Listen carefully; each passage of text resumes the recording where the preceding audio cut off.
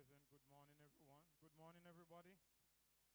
We are gathered here this morning for the Thanksgiving service for the life of Isaac Parker. I'm going to invite you to stand at this time as we do the opening sentences, and we want to extend a warm welcome to you. Happy that you are here, and as you sympathize with the family, we hope and trust that they will gain strength as a result of the service planned and your presence here today. The psalmist David said, Bless the Lord, rather, O my soul, and all that is within me, bless his holy name. Bless the Lord, O my soul, and forget not all his benefits, who redeemeth thy life from destruction, who crowneth thee with loving kindness and tender mercies, who forgiveth thine iniquities, who healeth all thy diseases, who redeemeth thy life from destruction, who crowneth thee with loving kindness and tender mercies. He will not always chide, neither will he keep his anger forever. The Lord is merciful and gracious, slow to anger, and plenteous in mercy.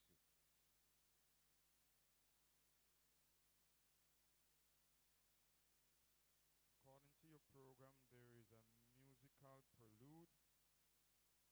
It's happened already. Mean that we will go to the congregational hymn, How Great Thou Art, O Lord my God, when I in awesome wonder consider all the works thy hands hath made.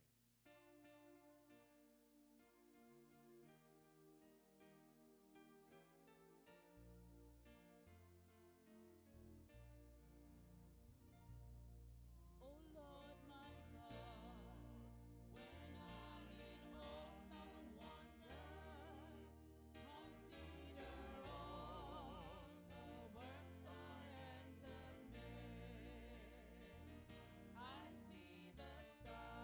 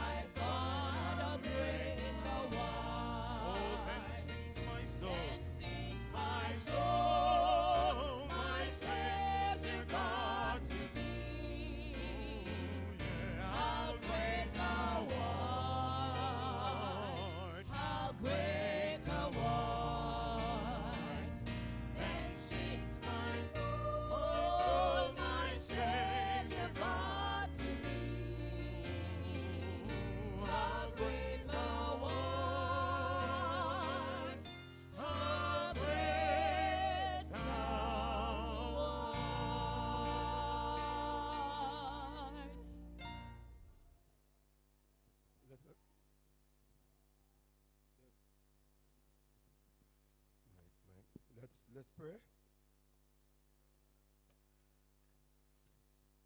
Let's pray.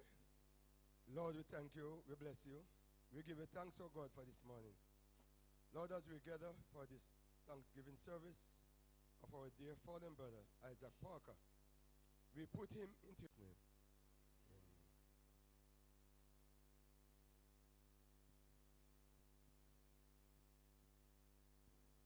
Please be seated.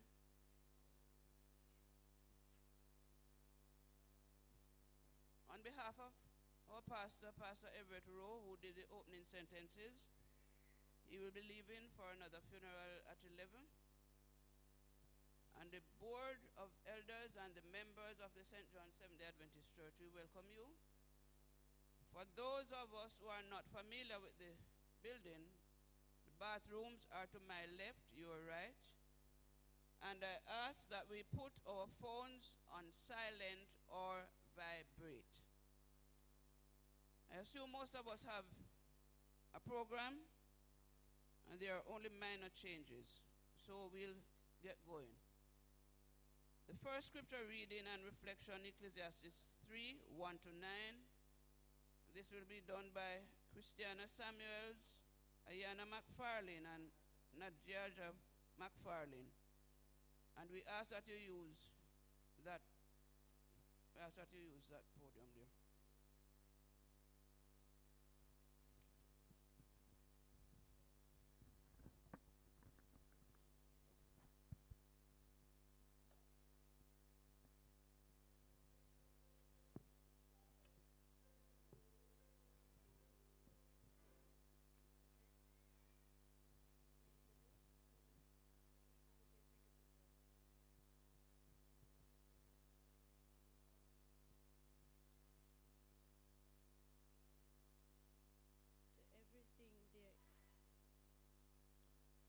To everything there is a season, to everything there is a season and a time, to every purpose under the heaven, a time to be born and a time to die, a time to plant and a time to pluck up that which is planted, a time to kill and a time to heal, a time to break down and a time to build up.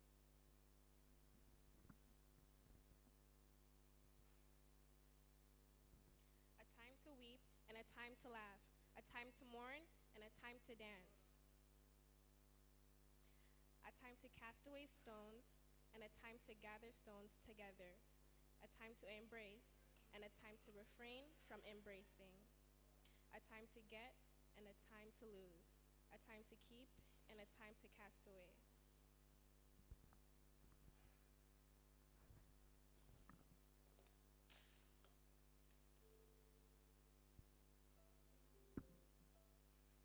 A time to rend and a time to sue, a time to keep silence and a time to speak, a time to love and a time to hate, a time of war and a time of peace. What profit hath he that works in the wherein he labours?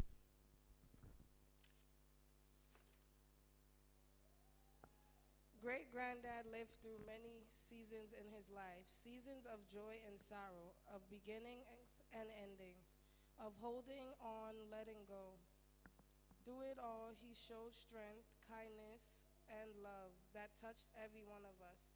He planted seeds in our heart, seeds of wisdom, laughter, and faith. And we are grateful to have reaped the beautiful harvest of his character. Today, in our time to mourn, it is our time to remember the moments that made him so special. His stories, his quiet strength, his laughter, and the warmth of his presence. It's okay for us to feel this ache because it shows how deeply he loved him. We loved him, and that love is something death cannot take away. But just like Ecclesiastes teaches, the time of sorrow is only part of the journey. There will be time to smile again, a time to celebrate the wonderful life he lived, and a time to carry forward his legacy. Though we grieve today, we also give thanks for the gift of great-granddad's life, for the memories we shared, and for the love he poured into our family as we move Through this season, we promise to honor him by living with the same courage, kindness, and quiet strength that he showed us every day.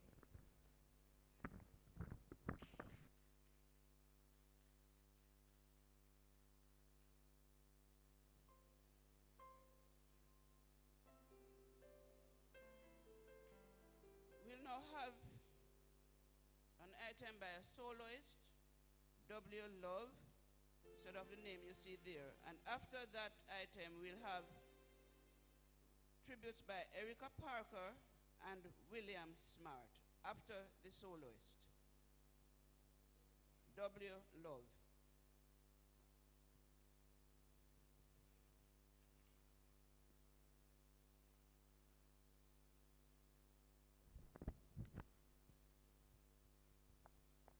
Morning, everyone.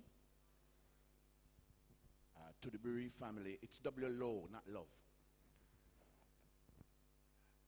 This tribute is on the behalf of Zaya Leng.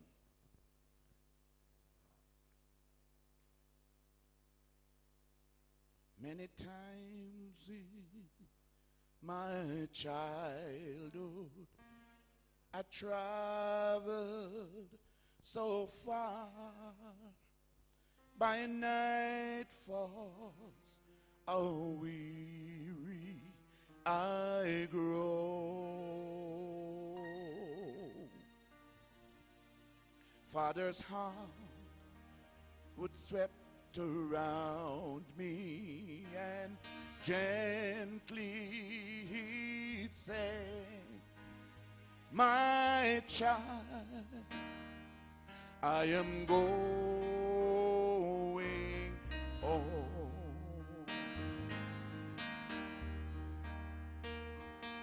Going home. I am going home. For there is nothing to hold me here. He said, I have got a glimpse of that heavenly land. Praise God, I am going home. Now the twilight is fading, the day soon shall end. I get homesick the further I go,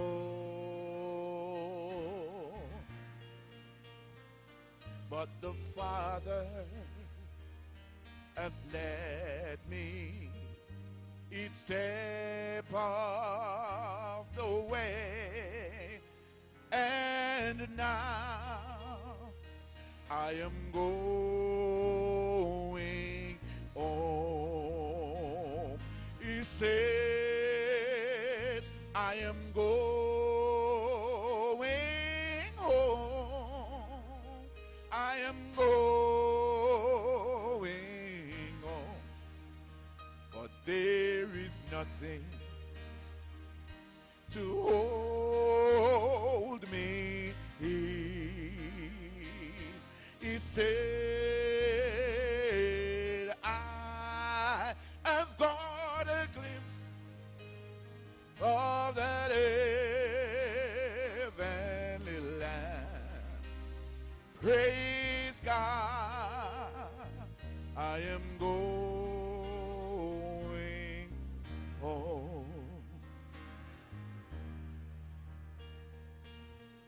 I'm kind of homesick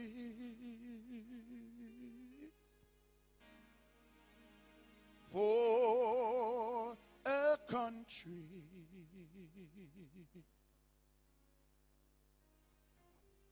to it I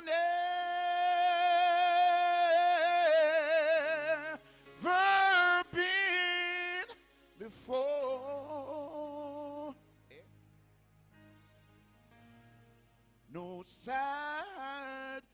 goodbye.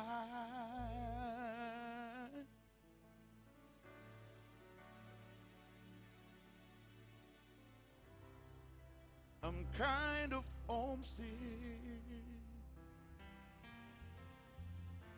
for a country to it I never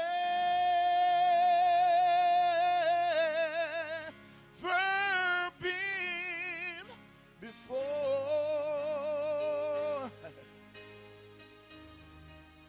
No sad goodbye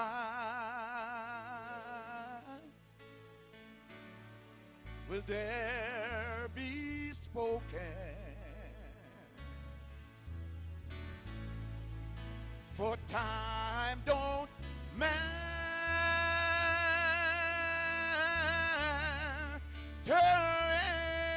anymore.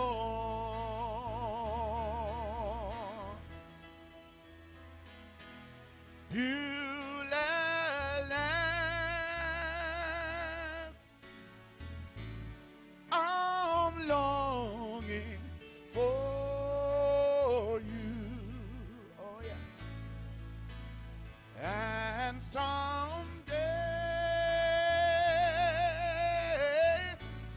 on thee I stand,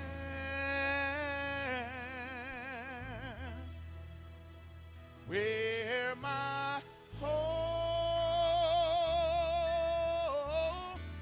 shall be eternal.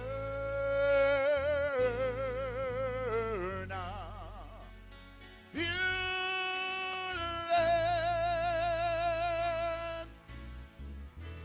sweet Beulah.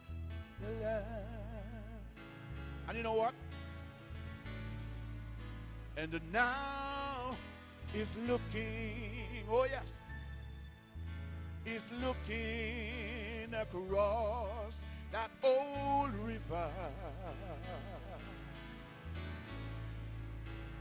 where by faith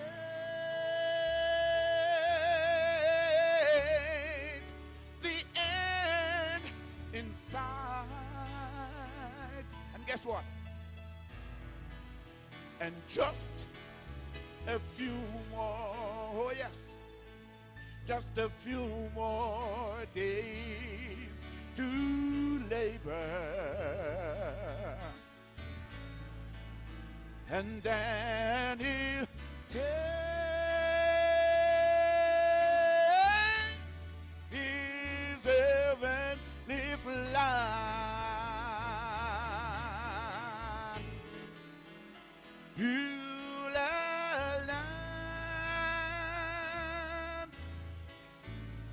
I'm longing for you. And someday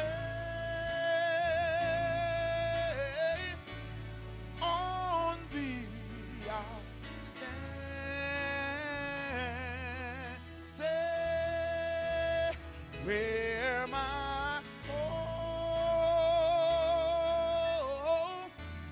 shall be eternal.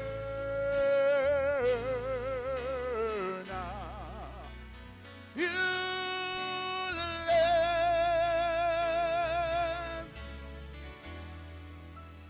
Beulah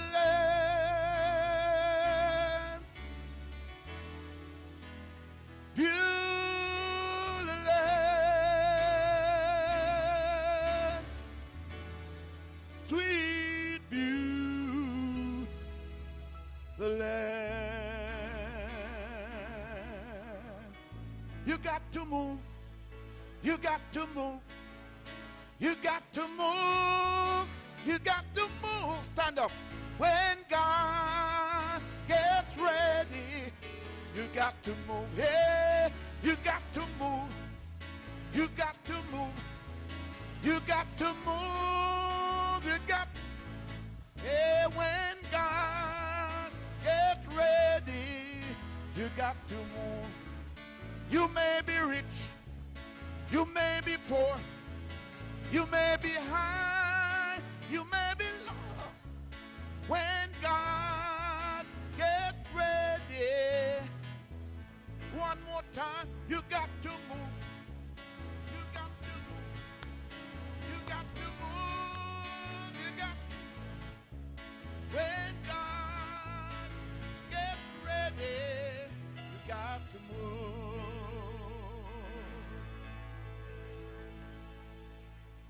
Praise the Lord.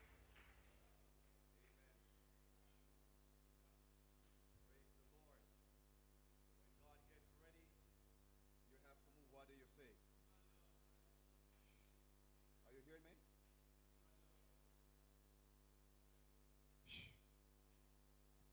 When God gets ready, you got to move. What do you say?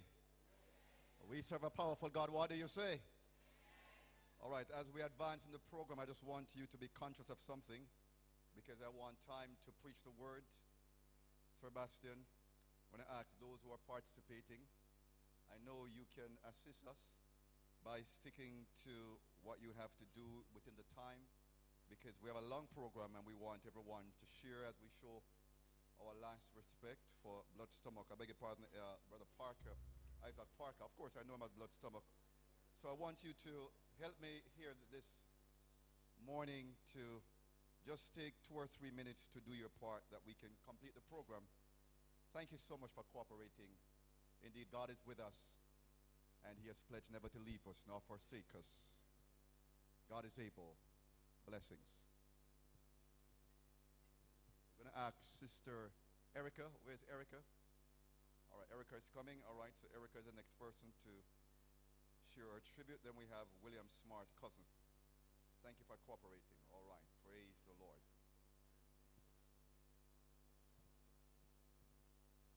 Praise God. Hallelujah. Good morning to all. Blessed be the name of Jesus. We give God thanks for this moment. We give him glory and we give him honor.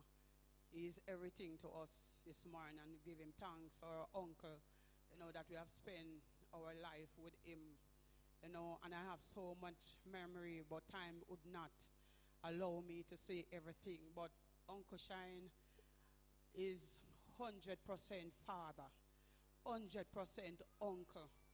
He's a good father, he's a good uncle, loving, care for his children, care for his niece. Anyone come in contact with him and treat them just the same, loving and kind. Even though every year when I was with my mother, I would steal away and say, Mommy, I want to go to Uncle Shine, and I will go and spend a couple months and so on. When I'm ready to go home, I don't know how to tell him that I want to go home. I always draw with the closet and go behind and Pat Hazier find me and say, Erica, what do you? And I say, mosquito bite me, I want to go home. And at times, the barrel would come at me and say, Lana, you're just up in the same clothes, we're like twin. I have so much memory of my family, and and we grow up together, and I just want to give God thanks for his life, and the most thing that he gives his life to the Lord. So we'll see him in the by and by. Precious memory.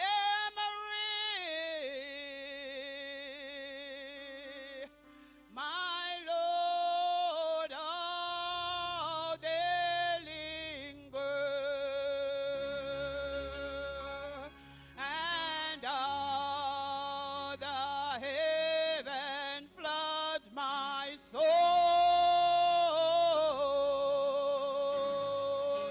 in the stillness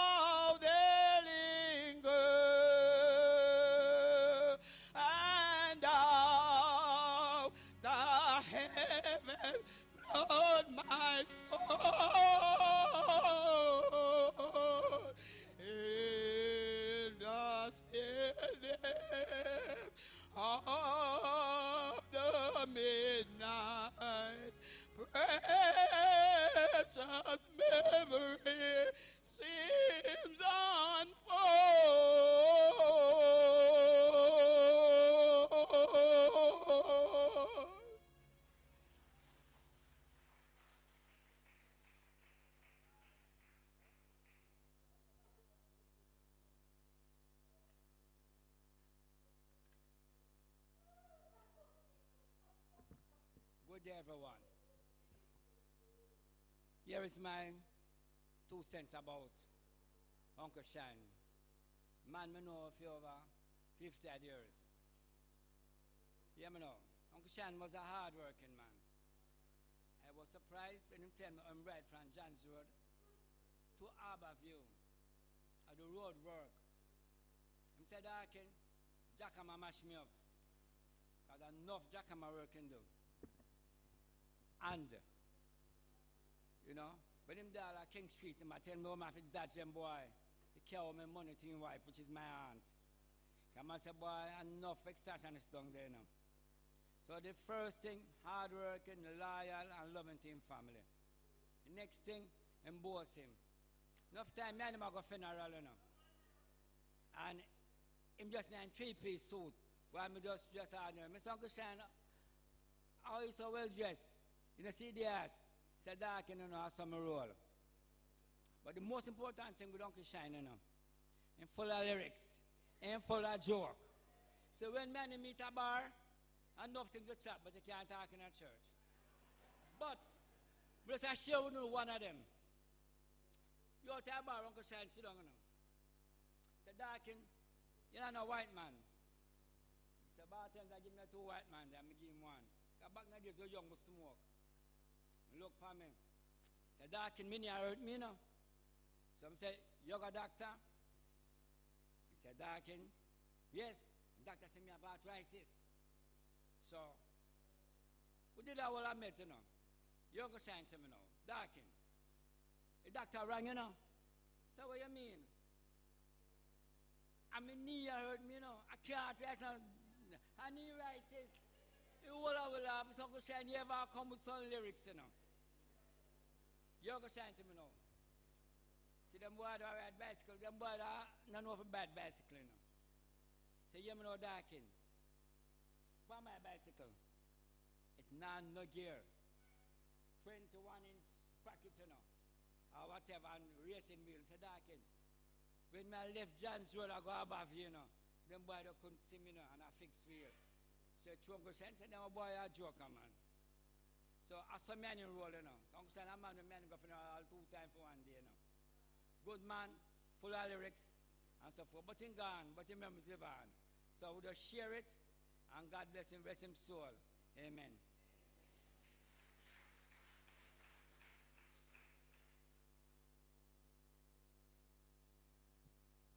We'll now have our second scripture reading and reflection coming from Matthew 21 to 16.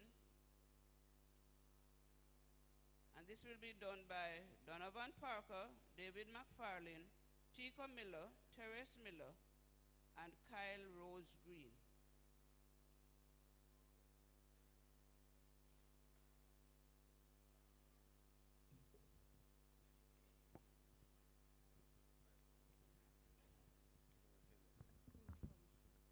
Bless the Lord. As mentioned, our scripture reading is taken from Matthew 21 to 16.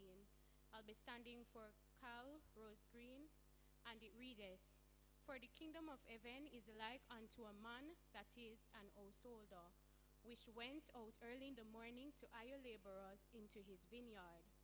And when he had agreed with the laborers for a penny a day, he sent them into his vineyard.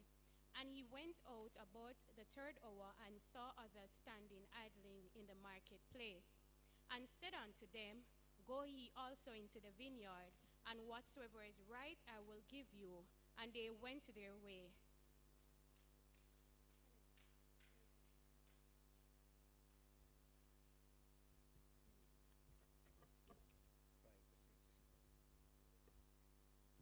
And again, he went out about the 6th and the 9th hour, and did likewise. And about the 11th hour, he went out, and found others standing idle, and said unto them, Why stand ye there, all ye day idle? They say unto him, Because no man has hired us. He said unto them,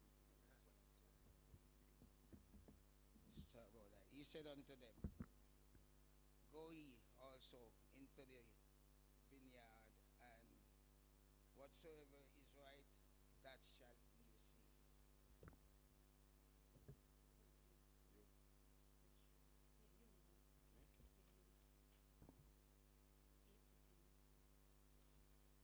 morning again, church.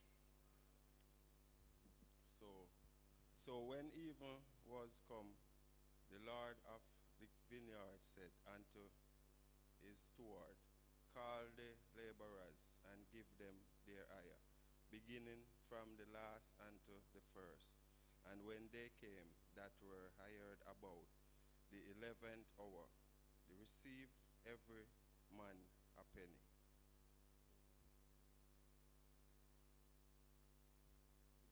Good morning, everyone. Okay. All right. Okay. And when they had received it, they murmured against the good man of the house, saying, these last have wrought but 1 hour, and thus has made them equal unto us, which have borne the burden heat of the day. But he answered one of them and said, friend, I do thee no wrong. Does not thou agree with me for my penny? Amen.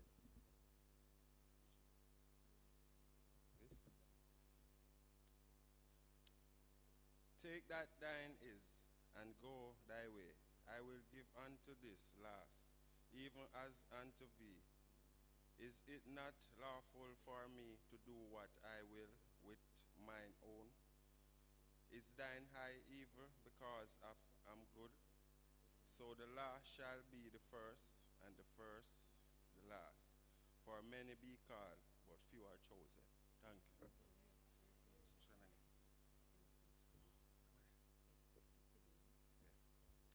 Today, as grandsons, we stand not only as family, but as witnesses to a powerful truth. We do not mourn without hope. Our grandfather came to Christ late in life. Some may see that as late, but in the eyes of heaven, it is never too late. Jesus told a parable of workers who 9 entered the vineyard at the 11th hour. Though they labored for only a short time, the master gave them the same reward. This is the radical beauty of the gospel, that God's grace is not measured by time served, but by the heart surrendered. Our grandfathers' decision to follow Jesus, even in the later seasons of life, is cause for celebration, not hesitation. We read these verses today not just as scripture, but as a story that reflects our grandfather's final chapter. One written in redemption, wrapped in mercy, and sealed in grace. We now read, oh, sorry, that's it.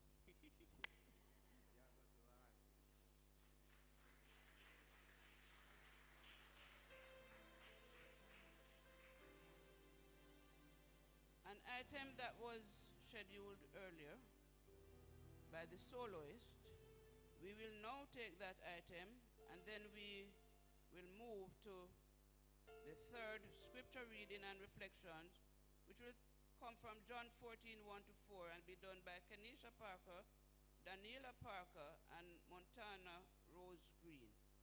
So the soloist and then the third scripture reading.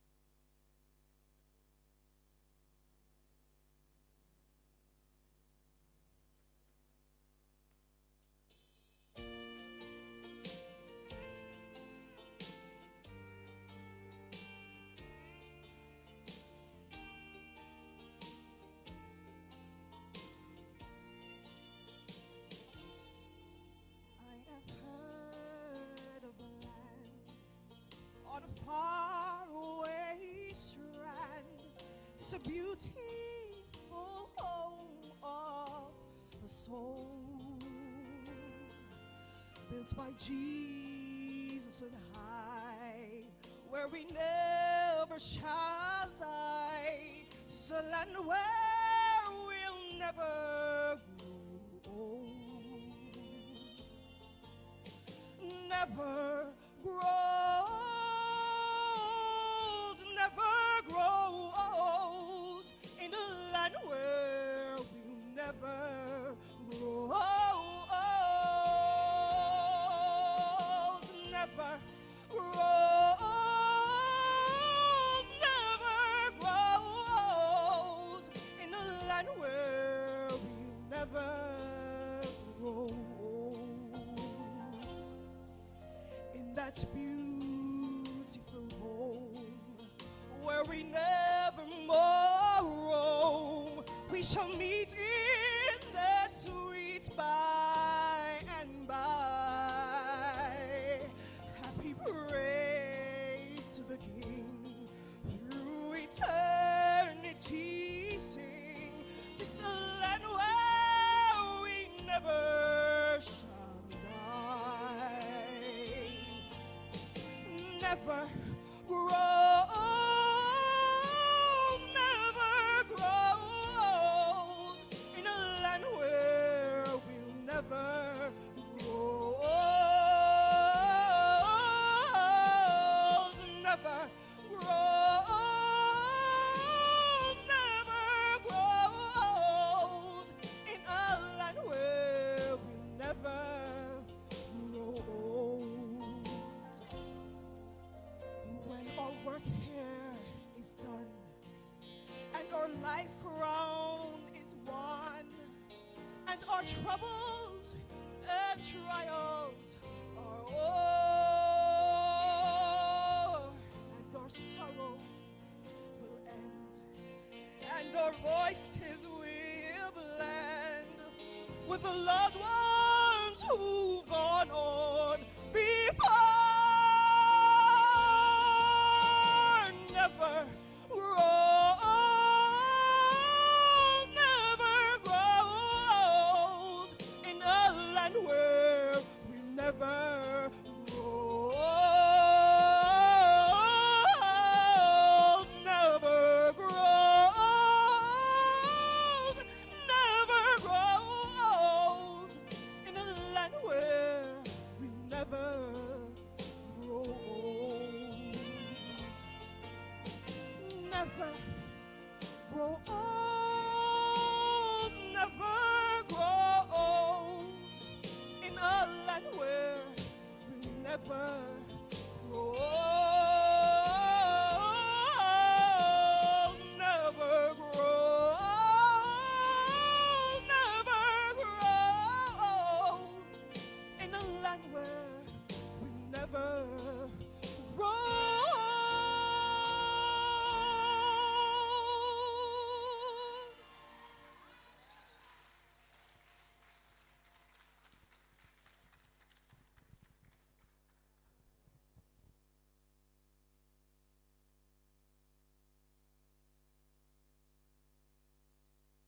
Scripture reading, Kenesha, Daniela, and Montana.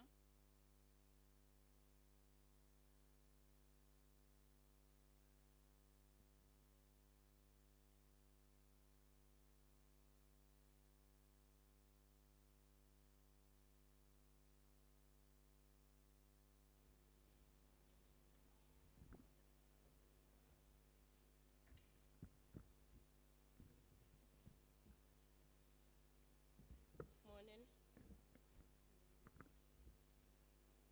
Let not your heart be troubled. Ye believe in God, believe also in me. In my Father's house are many mansions. If it were not so, I would have told you. I go to prepare a place for you. Morning, church. And if I go and prepare a place for you, I will come again and receive you unto myself, that where I am, there ye may be also. And whither I go ye know, and the way ye know. Amen.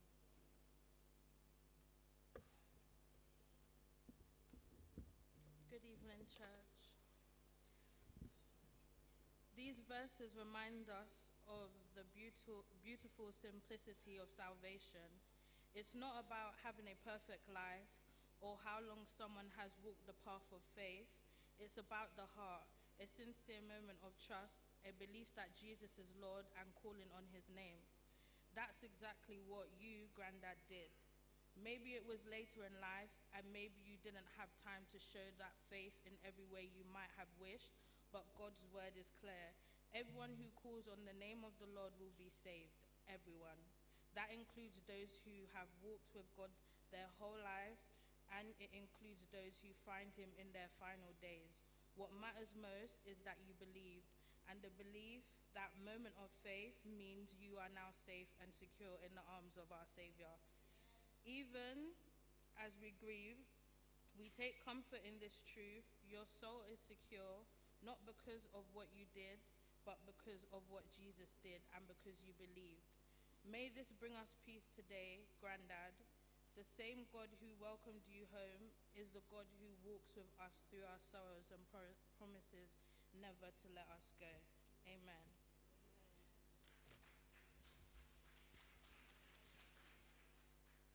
Thank you. We're at our last two tributes, which will come from Mrs. Reed on behalf of Sebastian Parker and Nerissa Parker and Company, and that will be followed by a video presentation. Mrs. Reed.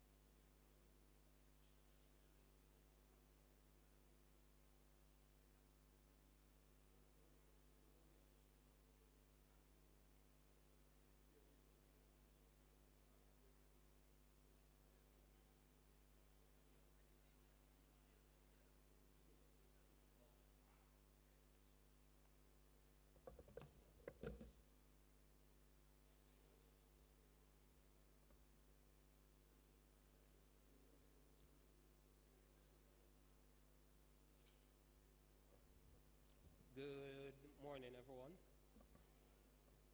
Thank you all for your support. It's greatly appreciated.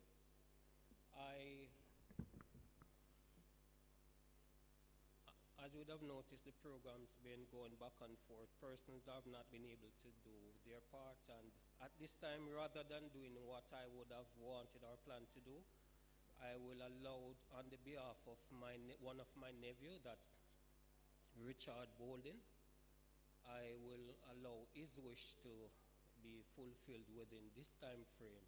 So at this point in time, we'll just listen to a song which he would have requested to be played. And while he's unable to be here, he would have spoken and expressed his love, the love, the care, the good memories, not to mention the laughters in which he would have grown up around and with his granddad. At this time, please listen to this rendition on the behalf of Richard Bolden for his grandfather. Thank you.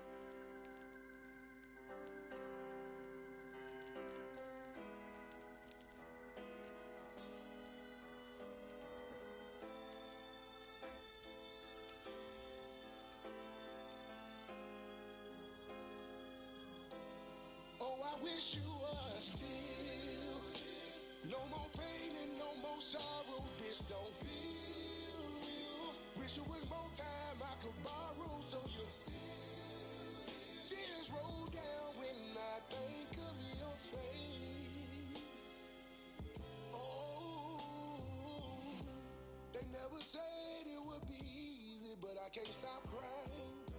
Sometimes I wish I had me a genie so I can stop time. I never asked the Lord for strength until I lost mine. I still hear your voice pushing me forward when I wanna stop trying. I can hear you say, I'm in a better place, so be strong. There'll be better days. These hard times won't last long. Baby, wipe your face. Oh, I wish heaven had a phone to hear you one more time, but I know you want us to move on. So hard to say goodbye. Like a piece of my heart up there in the sky. Oh, I need one more hug. I'm missing your smile. Just the thought of your name bring me down inside. I wish you were still. No more pain, no more sorrow. This don't feel real. Wish it was more time I could borrow, so you tears roll down when I think of your face. Oh, I'm missing them talks with you. I'm missing them walks with you. I still come by sometime with flowers I bought for you. Still keep my head up high like you told me to. I get emotional sometimes even though you wouldn't want me to. I can hear you say I'm in a better place, so be strong. There'll be better days. These hard times won't last long. Baby, wipe your face. Oh, I wish heaven had a phone to hear you one more time, but I know you want us to move on. So hard to say goodbye. Like a piece of my heart up there in the sky. Oh, I need one more hug. I'm missing your smile. Just the thought of your name bring me down inside. I wish you were still. No more pain and no more sorrow. This don't feel real. Wish it was more time I could borrow, so tears roll down when I think of your face. Oh. Thank you very much. Thanks once more. And to my siblings, I encourage you to hold firm to the profession of the faith which Daddy would have come to accept it right here in this church. I've been a member of this church since 1991. I would have encouraged Daddy and he would have given his life to the Lord. He's now a member. He's now resting, awaiting the resurrection. He deserves to be resting where things that are beyond his strength and capability would no more things for him to worry about. Please, brothers and sisters, well-wishers, friends, there's a better place awaiting us. Somewhere where there'll be no more sin, no more sorrow, no more pain. I encourage you, just as I would have encouraged others, especially Daddy, whom have given his life to the Lord. Thank you.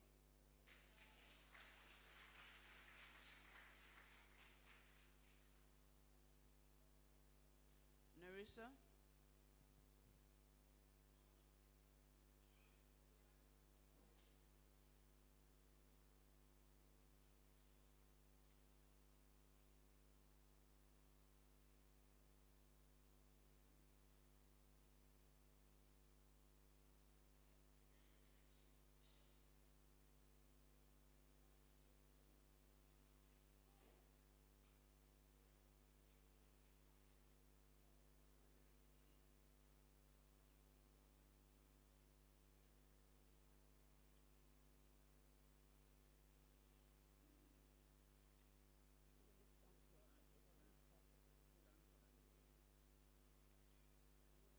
everyone. Good afternoon again. So my cousin here is crying because he wants to say something. So just to please him, say something, please. Say hi, everybody. Hi. Good afternoon. Good afternoon. Thank you for coming. Thank you for coming. Thank you for celebrating Granddad's life. Thank you for Granddad's life. Alrighty. Say bye now. Bye now. Okay.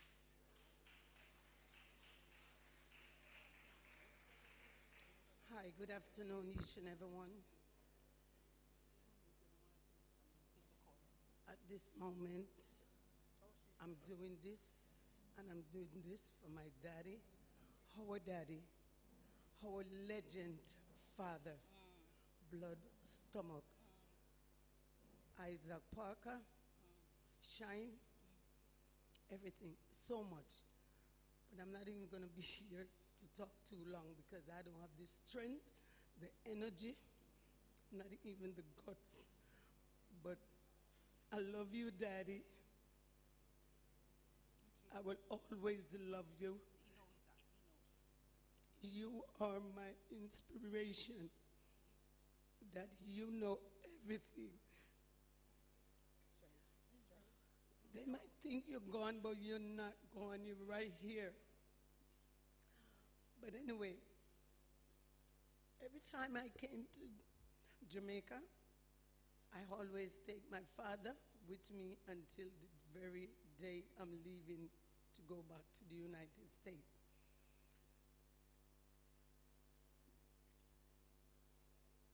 He have a thing to say to me. I always humming a song to him when I'm showering him in the morning.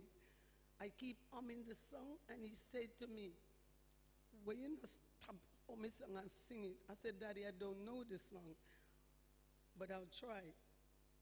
And when I'm like washing his feet, he said, "Take time, no man, or you're so rough." And I said to him, "Daddy, I'm not rough, but you're not listening." I said, "Move your feet over here." And then he said, "A time you talk so rough, just sing a song." I said, "Okay, I'm going to sing it, but you have to sing with me." He said, "But me no know it. But I'm going to try my best to see what I could do out of it. Just for my daddy, our daddy."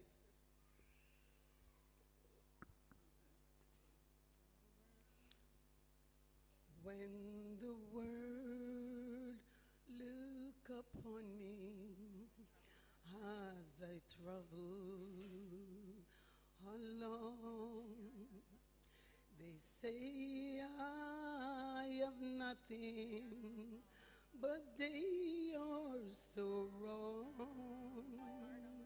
In my heart, I'm rejoicing. Oh, I wish they could see.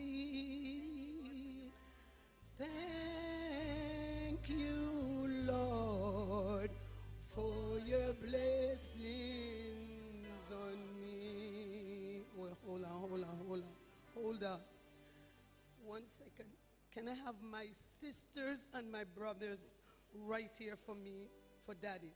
Lorna, Opie, Clivey, Kenneth, Carl, P, Pat.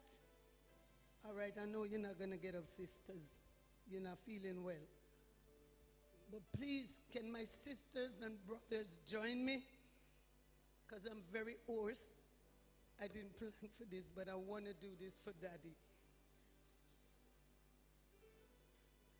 Sister Pinky, we need you here also.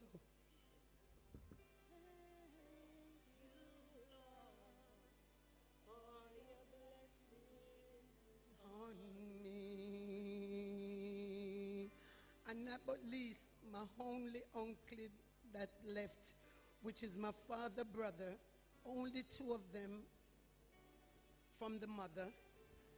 And thank God he's still here with us and he's alive. Okay. Come on, Diane. I'm sorry, sister. Where did we reach? They say I have nothing, but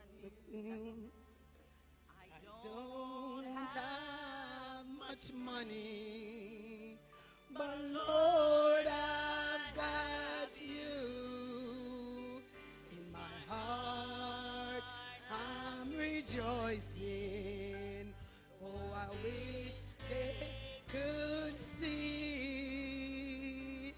Thank you, Lord, for your blessings on me. I got a roof up above me and a good place. Give me this one. Just give me this one. Food on my table. And shoes on my feet. You gave me your love, Lord, and a fine family. I said thank you, Lord, for your blessings on me. You, Lord, for your blessings on me.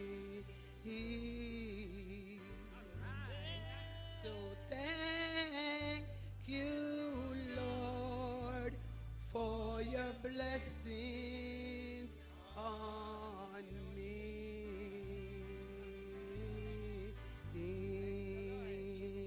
Praise the Lord. Amen. Daddy, we love you. We're not going to forget you. You are right here with me. And we're going to take you home to rest right now. In Jesus' name, amen.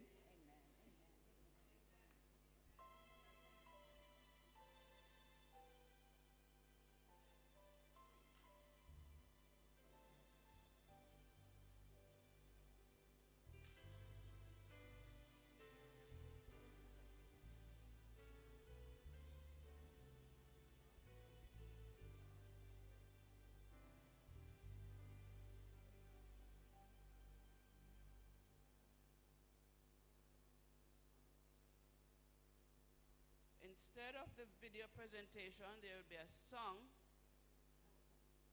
Okay, no song. Okay. We'll now go to the eulogy.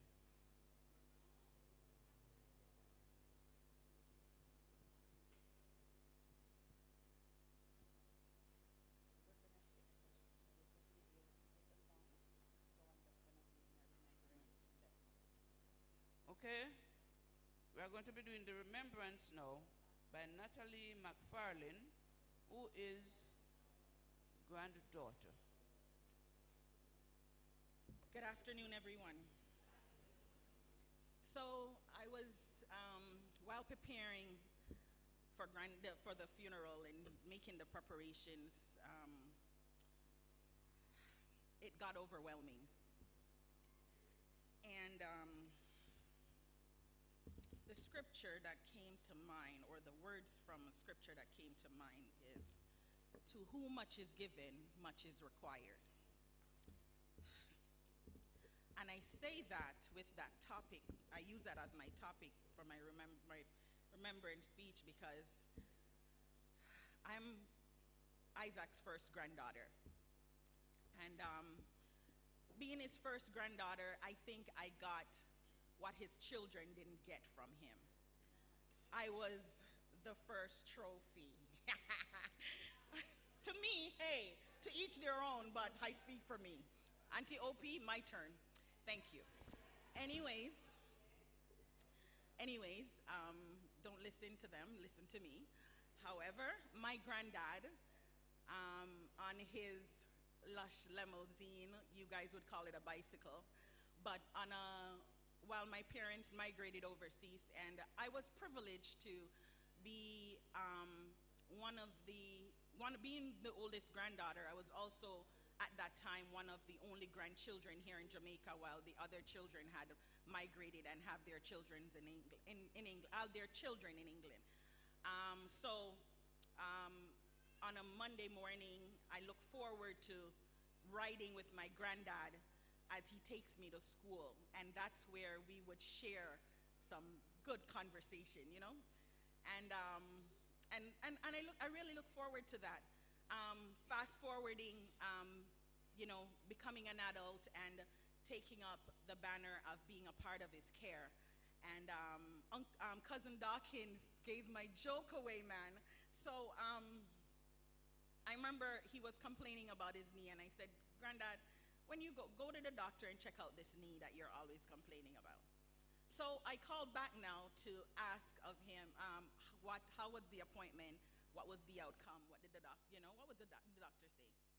And he might say, why, Natty? Man, I know. And I'm like, okay, Granddad, because I'm at work and I'm trying to get the conversation rolling. And he's saying that, well, the doctor say, me have arthritis after all what me I tell him. So I'm like, okay, but me never go complain to him my heart. And I'm like, Granddad, but me not complain about my heart. So I'm going to say arthritis. Wouldn't it be what, knee-itis? And I'm like, okay, this man. Anyways, Granddad, I'm at work. However, we had ended the conversation. So, because thank you for sharing that joke. Obviously, it wasn't only with me. But I just want to say it was a pleasure to serve my grandfather. Going over, seeing my granddad's life, I remember after I became saved and, you know, growing up under, I come from a line of women. My granddads were a woman of faith. And I inherit that, you know, that faith walk. And when I wanted to, it was on me that I needed, you know, to witness to my grandfather. And I would talk to him different times about, Granddad, you know, I would really like you to give your life to the Lord. And so I'm like, not in a worry, man. Me and God good. And you know, but at one point I think it was about after he got saved, and we came to Jamaica, and he was visiting with us, as my mom would mention, at the house. And I got up one morning. She already showered him, and he was on the veranda. And I sneak up on him, and I hear him humbling something, and I just stood there and listened. And I listened to my granddad prayed, and that moved my heart. And he listed his children and his grandchildren, and he just kept on going, and he just pronounced blessings over us. And that was where my heart, you know, when he gave his life to the Lord, that was good to hear. But to hear him literally travailing for us just blessed me. And rest assured, this day I know without a shadow of a doubt that my granddad is saved and in the arms of his Savior when that day comes, when that resurrection day comes.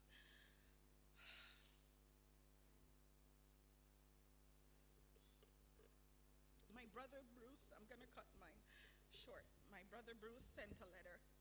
He was unfortunately he could not be here. Bear with me. I just received this. It says,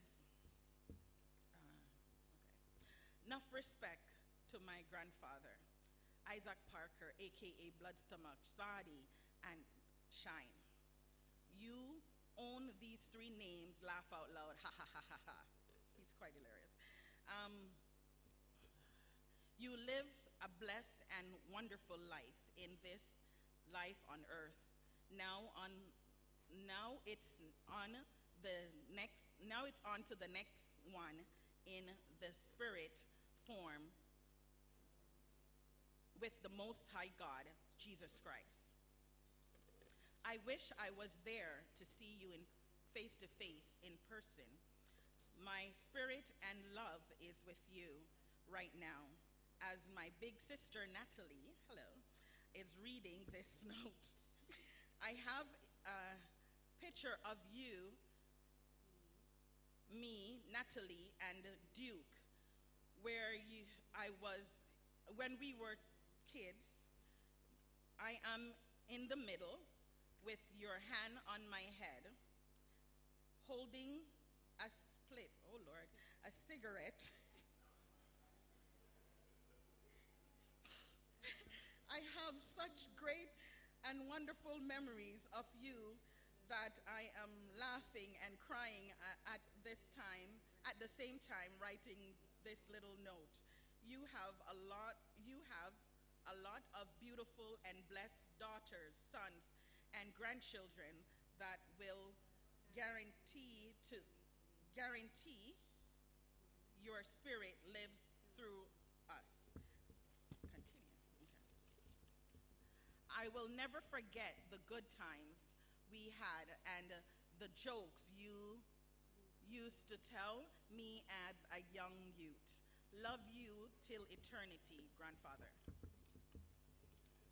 Before I go, I just want to say there are a few people that are not family and some who have become a part of the fall, however, as family, it's our duty to care for our loved ones.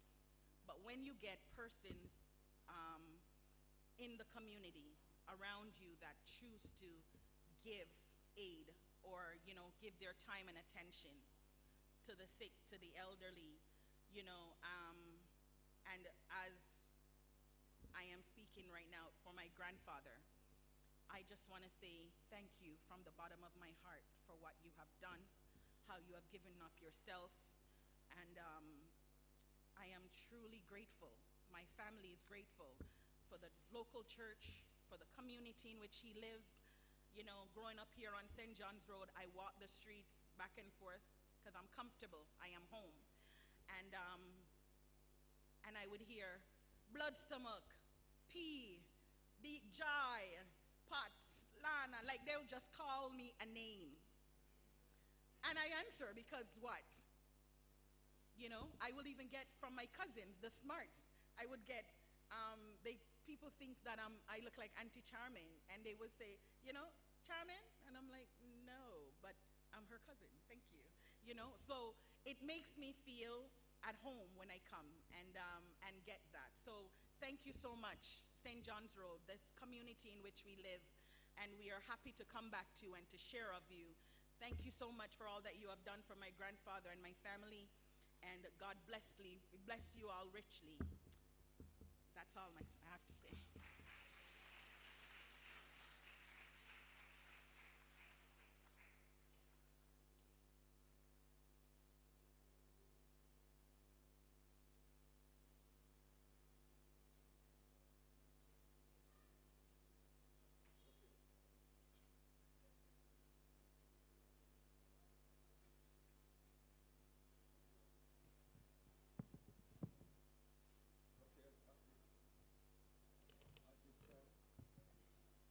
Mike, yes. At this time, Virgin will be doing an offertory.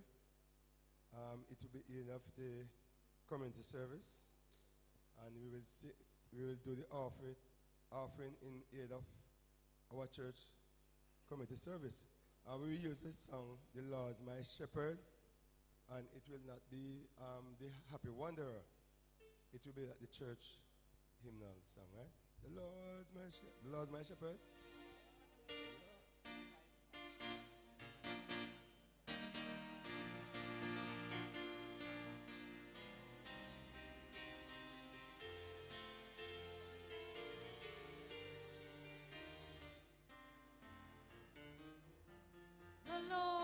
my shepherd, I lost once. He makes me down to lie.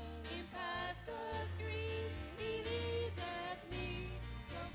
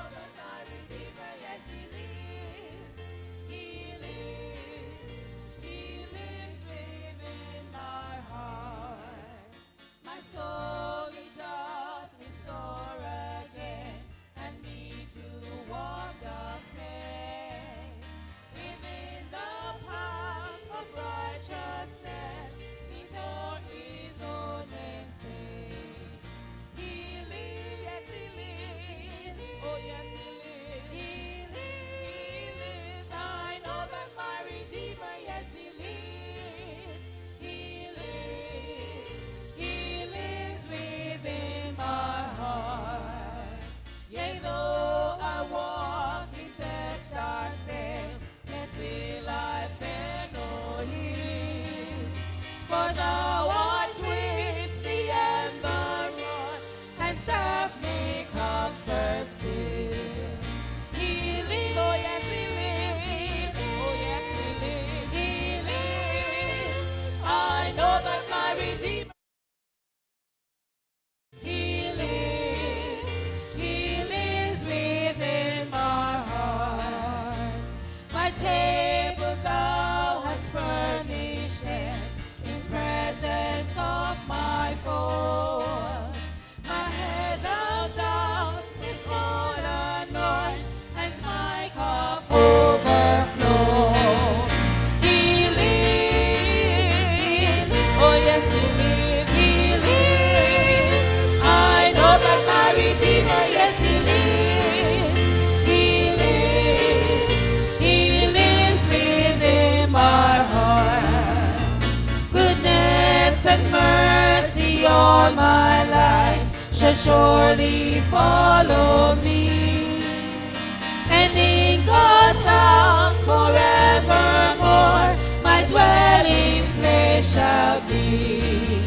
He lives, oh yes he lives, he lives. I know that my Redeemer, yes he lives, he lives within my heart.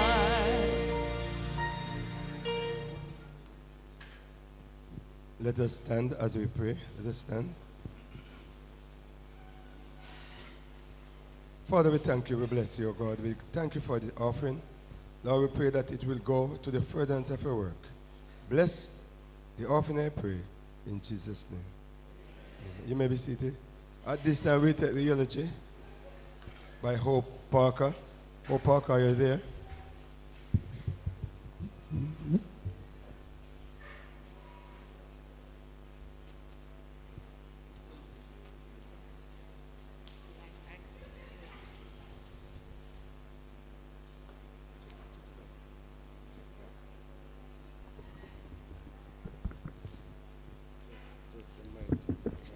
Mic check, mic check. Praise the Lord. Indeed, God is good. All the time, and all the time he is good.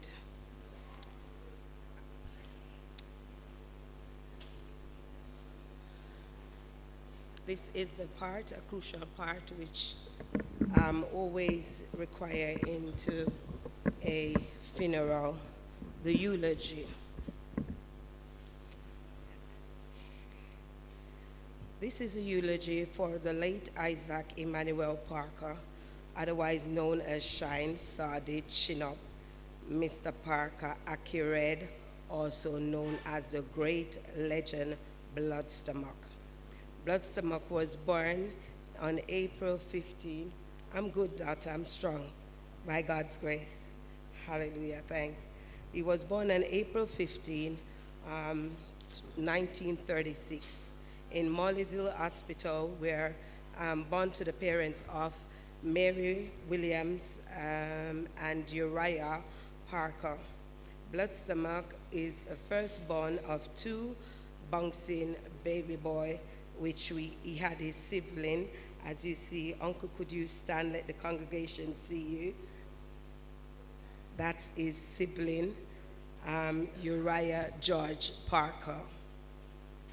Now these two are only two, no daughters, but God increased my dad with 6 beautiful queens.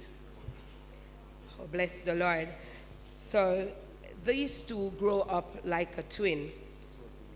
Anything happen to the other, you see them sit together like a twin birth from the one parents, but they're not. They are still single brothers, but they grew up with each other.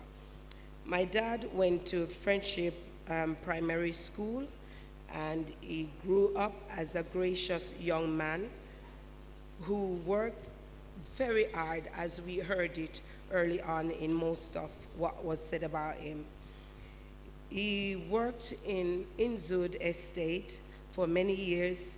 he worked at Arborview doing building work, where he used the jacama, and he moved on to steel factory. In the steel factory, I think that was his longest place of work. And my gosh, I was a little woman from that part of the steel factory, because my mom and my dad split, and I ran away and go to live back with my dad at the age of 10. And that's where I was grown up to be a proper young lady who learned and know how to take care of gentlemen. So I inherit that from my dad. My mom, as my niece said, she's a woman of valor. When I tell you a virtuous woman, but she did a little bit too strict for me. I endorse it because it made me the woman I am today, and for my 4 children to grow them, first of all, in Christ. Because it's okay to grow your children, but the Bible said that you teach the children the way they should grow.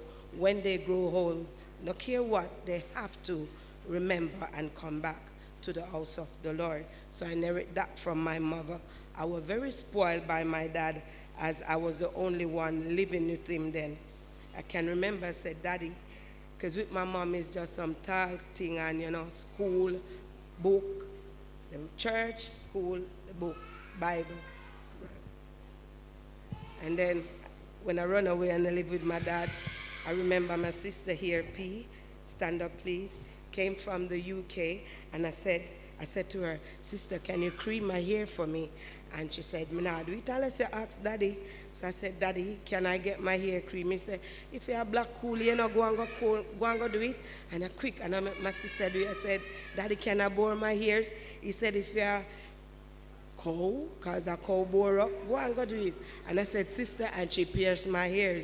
So that was the branch of being spoiled by your daddy. But with mommy, I couldn't do them things there. But that did not deter me from holding on to God. Oh, bless the name of the Lord. Hallelujah. So Blood Stomach, he worked very hard. He's a man who teach me how to fend for bread. I remember growing up at 59 St. John's Road. My dad is a gracious young man who worked very hard and helped who he don't even know or see. My dad was a man, he wasn't fully educated, but what he lost himself in not being educated, he looked for different strategy and ways of making money to look about his entire family. My dad is a very sustainable dad. He's one who, even though he did not have enough education, what he do, he embed that in us to go school. School is a priority for my dad and my mom. I can remember when I was going St. John's Primary School, I was troubled by some boys, and I go home and I told him, and he said, dash out the book them out of your bag and bust up them head. Then I now gonna follow this man. The boy them trouble me. Me now gonna take stone, put in a bag, lick them. The teacher apparently is a Leng, and only to find out we were cousins. Mr. Leng beat me, and I go home now and tell my father, this man beat me. Think my father don't go down at the school, go, next thing you know, the man hold me and beat me too. So I said, Daddy, that's not fair. You tell me to throw out the stone and bust up the head. So I threw out the stone and lick the boy them. He said, if me they tell you, go jump in a car and kill yourself, you'd go do it. I said, no, Daddy, but that's Blood Stomach for you. Yeah? Blood Stomach is a legend. And why I know he's a legend, the name Blood Stomach come from his way of pronouncing. Some of we do the Jamaican bad words. He don't do Jamaican bad words. I can never grow and hear my dad use no Jamaican bad word. His Jamaican bad word is Mama Blood Stomach. People cannot understand what this Mama Blood Stomach is about. So Blood Stomach now, he was giving an illustration to my nephew, and he was saying that, Because as my cousin said, he's a sharp and bossy man. You get me? And even in his old little prime, I see my brother have him and my brother saying, Daddy, do some exercise. Licking shrimpy, lick him. He can't move, you know, and in the pan. And he's still licking shrimpy. And that's a man who go down with his humility still standing. And Daddy said, I'm not going to cry.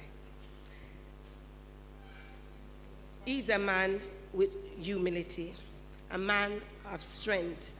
He's my hero, our hero. He is our guiding step. My dad, when he do so much that he can't do anymore. When he can't do this, he figure out how to do that. I remember growing up in 59 St. John's Road, my dad was raising pig. He was raising the white fowl. He was raising the one that laid the eggs. And there was a part in the yard where we have a patch where we had a swimming pool, not swimming pool, but a little pool where they grow fish in. And sometimes he cut up the callaloo, the cabbage and thing, and I'm like, Daddy, this is concussion, man, it will run your belly. He said, everything going at the one belly, and then you pass it out. And this is just the jovial side of him. And when I said, Daddy, no, man, I eat that, he said, well, to my blood stomach, it'll go stay there till you're hungry, because when you're hungry, you will eat it. So one day I asked him, Daddy, what this blood stomach is about? Him said, well, me not go cuss nobody would make no police go lock me up. So this is my bad old mama blood stomach. Now this lady was going to Kingston to work, and he have on his nice black shoes. The lady stepped on his shoes, and he said, lady, you step on my shoes, you know. And the lady went, okay, sorry. And he said, sorry, me mama. And he paused. Unfortunately, there were two officers on there. So the officer said, this is his illustration. What you were going to say to the woman? He said, me don't say nothing bad. The officer said, what were you going to say? He said, me going to say, your mama blood stomach. So the officer said, you sure? If I'll just take you off out of ferry. Luckily, there's someone else come on the bus and say, Mr. Blood Stomach. And then that was his alibi of being blood stomach. So blood stomach have a history and a name. And because he carried on this blood stomach, he had his bestie, his best friend, Mr. Reed, late Reed, which died now, went to America and bought a t-shirt marked blood stomach. That man wear that t-shirt till he rear out. And what happened? That name stick to my dad until the day he's out there. I'm in the UK, I went to Brixton and I get a slap in my back. Mama blood stomach. And I'm like, huh? So that means he's still a legend. I'm in England and he's in England with me. People know him. I went to New York to my sister's house and I take my first self, go on the train to No Manhattan. Mama blood stomach. I'm like, huh? In Manhattan? So he was a legend, but not just a legend of nothing. He's a legend with a good heart. I learned from my dad and my mom to share. If it's one banana, my mom always said, it's 12 of you, cut it in a 15. Always expect the unexpected. And my dad is like that. This is a man who, every Saturday, he went to Cremo and he bought his fudge, nutty buddy, ice cream, and this is another job for him. And come Sunday morning, he pack up the box with the snow, ice, and thing, and he head off to Homestead all over. And all you can hear, fudgy's coming, the great blood stomach. Anywhere you go, this man's name is been known. We, as the children, have this legacy behind blood stomach daughters. That's a man who don't ramp, especially when it comes to his daughters. He do not play when it comes to his daughters. That man,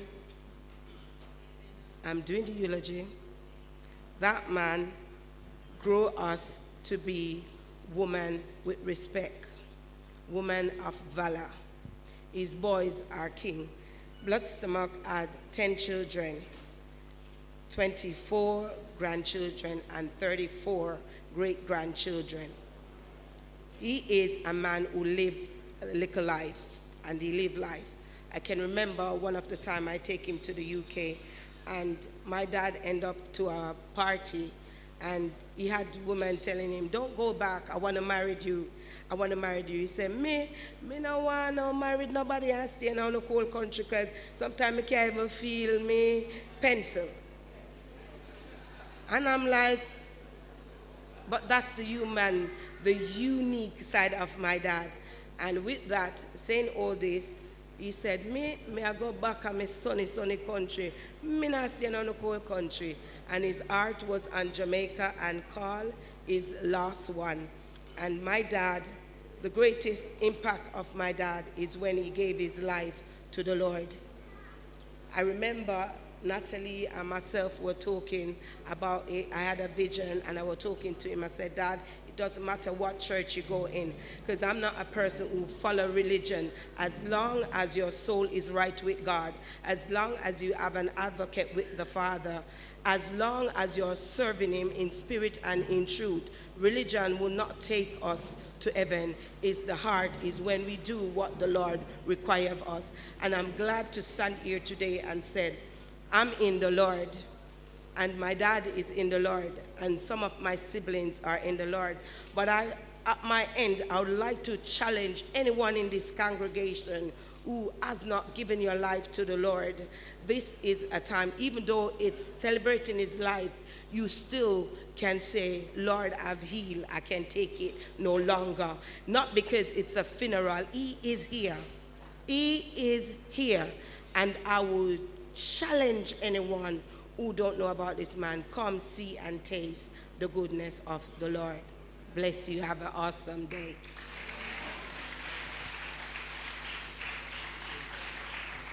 Thank you, my sister, for that mini sermon. And we trust that the congregation has heard what you have said and will willingly give themselves to God. Okay, at this time, the message will be given to us by our dear pastor, Pastor Dudley Hussein. He's a son of the soil. He's from St. John's Road. So he's a son of the soil. And he's a member of St. John's Church.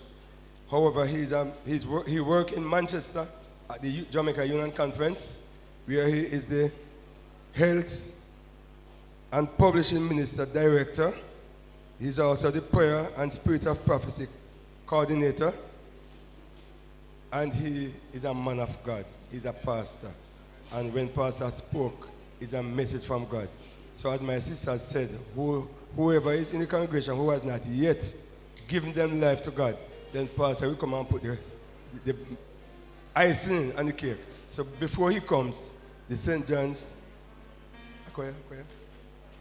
Yes, the choir, St. John's, a portion, will now give us meditation, and then the next voice here will be Pastor Hussein.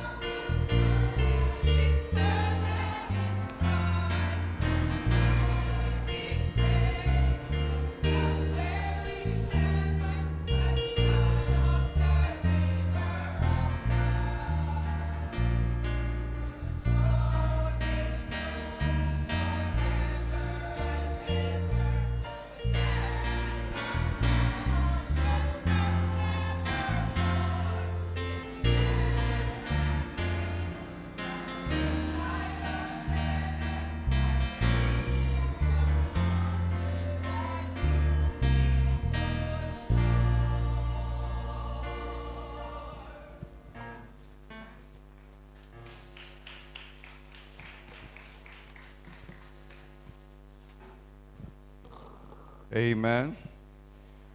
There's fire on the choir. If we don't meet on this side of heaven, I'll meet you on the beautiful shore. What do you say, friends? Thank you, Elder Thompson, for your kind words of introduction. Thank you, Sir Bastian, for inviting me to share in this Thanksgiving service of our dear brother, Brother Isaac Parker, known as Blood Stomach. Growing up on St. John's Road, 75, I knew him as Blood Stomach. And I always wonder why he's called Blood Stomach. I'm happy that Sir Bastian shared with me, and Sister Hope mentioned why. He was a decent gentleman. What do you say, friends?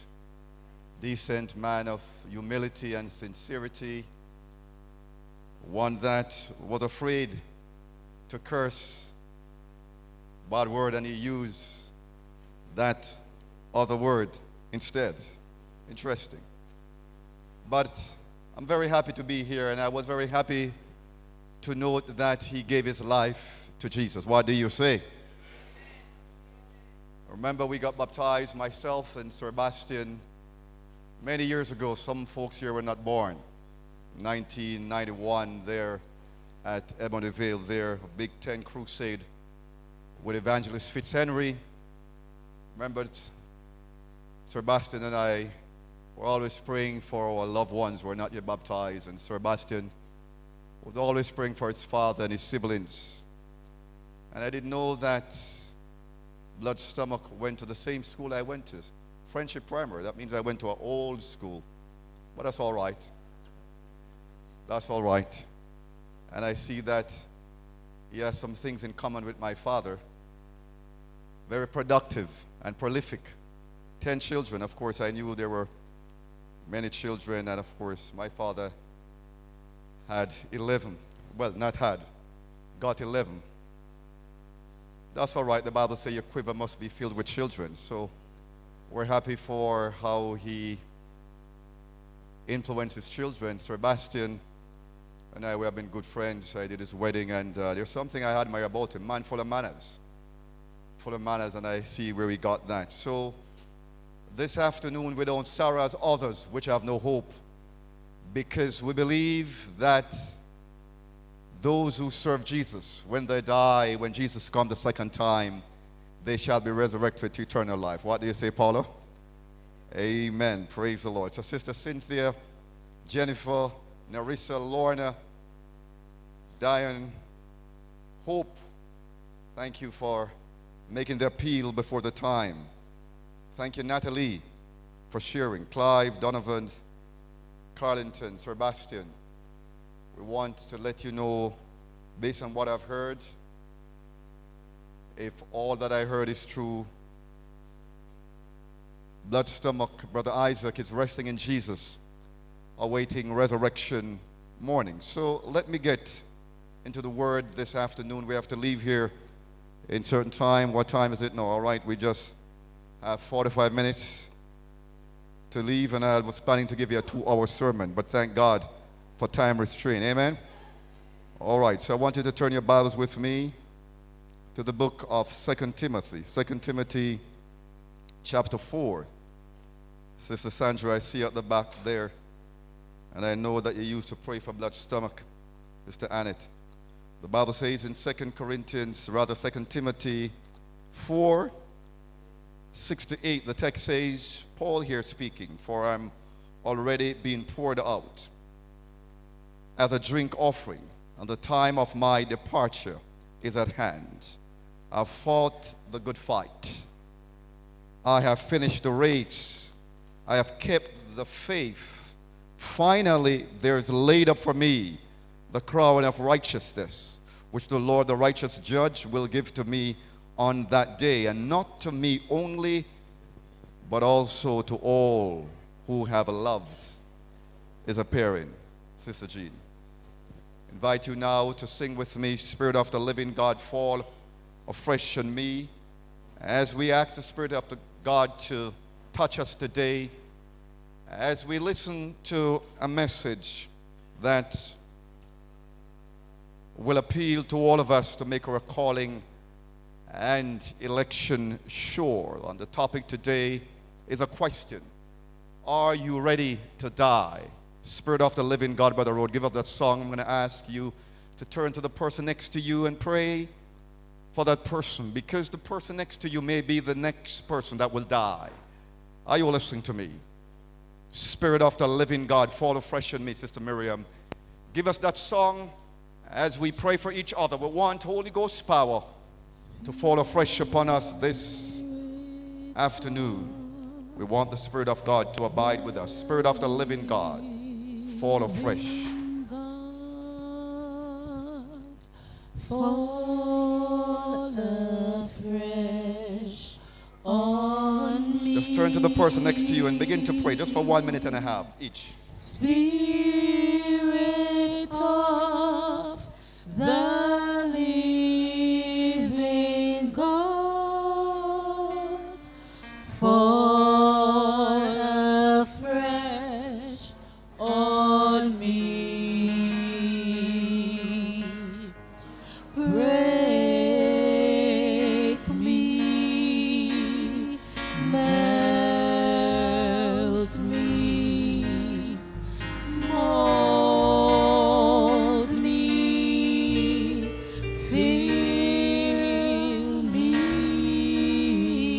Spirit of the living God, fall afresh on me.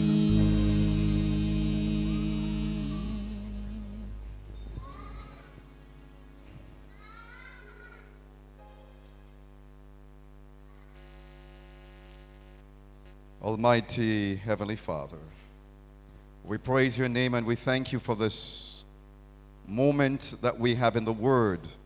We know that if it's in the Word, it must be heard. If it's in God's book, it deserves a look. Have your own sweet way. Speak through me and to your people in this brief moment, we pray in Jesus' name. Amen. Are you ready to die? About a month ago, I came back from my morning walk and I had an urgent email to send. And as I sat down to write that email, I felt my head spinning like a gig. And then I felt dizzy. And I tried to stand up and I couldn't stand up. I was wondering what is happening. So I called to my son David. I said, David, get me something to drink. Maybe my blood sugar is low. I don't suffer from diabetes or hypertension. I was wondering what is happening. And he brought me some coconut water. And there I began to vomit, and I could hardly walk to my bedroom, to my bed, and I asked for some charcoal. I took that in, and I began to vomit, and I still felt my head spinning like a whirlwind. I felt like I would die. I was wondering what is happening to me. And I fell on my knees and I began to pray and said, Lord, if this is my last moment, have mercy upon me. And I heard the song in my ears, is it well with your soul? And there I recommitted my life to Jesus. And of course, before I went out to walk, I already did that. But I wanted to make sure. And I prayed to God right there on my knees. And I could hardly even pray because my head was spinning like a gig. And I was there praying, and I got that peace of mind. And I went back in bed, and it got even worse. And my son never saw me like this, so he sent out some text messages for individuals to pray for me. And as the saints began to pray, and the doctor came and gave me 2 medication, I came back to life, and I thank God for life.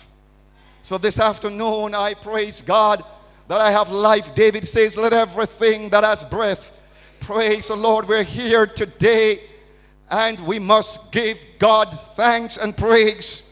We must thank him for the breath of life, because I've heard about folks going to funeral services, going to show their last respect who didn't make it, even for the church service. And we're here today, this afternoon, showing our last respect for our dear brother, our father, our grandfather, great-grandfather, our church brother, our uncle, our brother.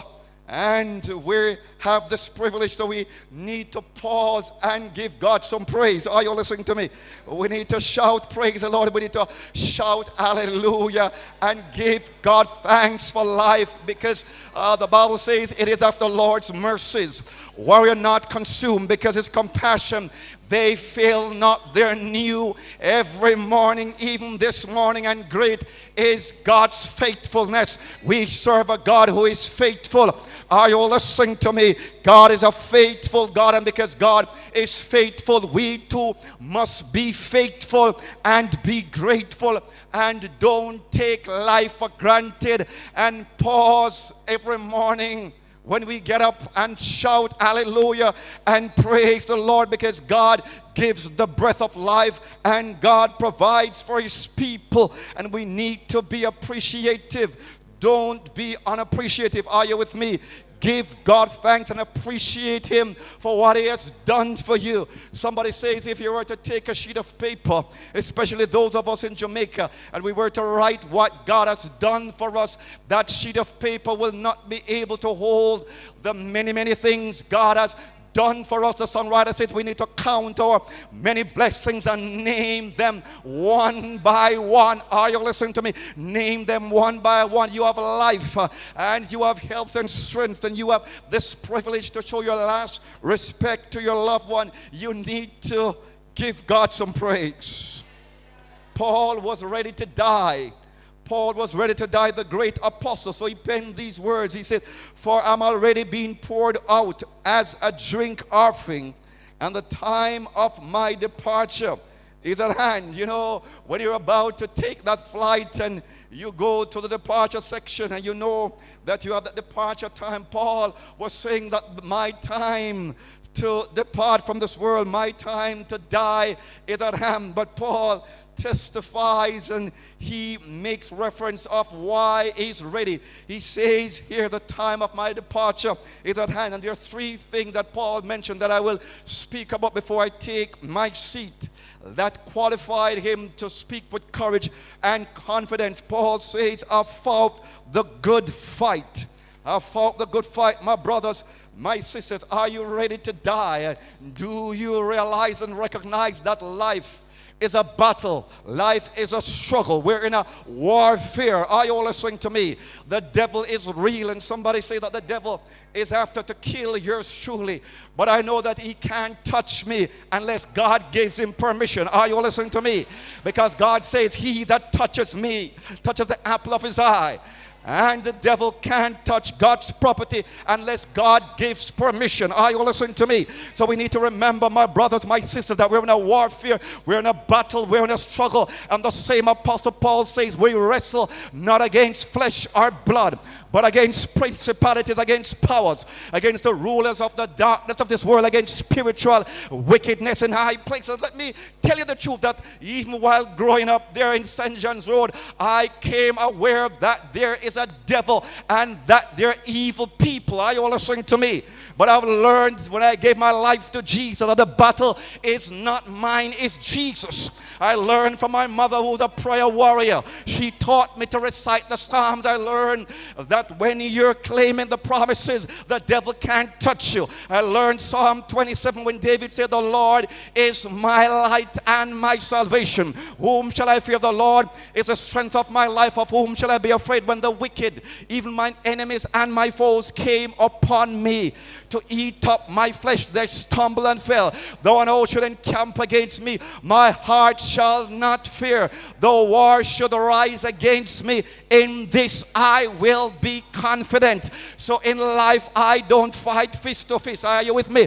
I don't kick and drop the fist. Are you with me? I go on my knees and I claim the promises. Are you all listening to me? So if I claim Psalm 27 and that is not enough, I go to Psalm 91, because Moses says, he who dwells in the secret place of the Most High shall abide under the shadows of the Almighty.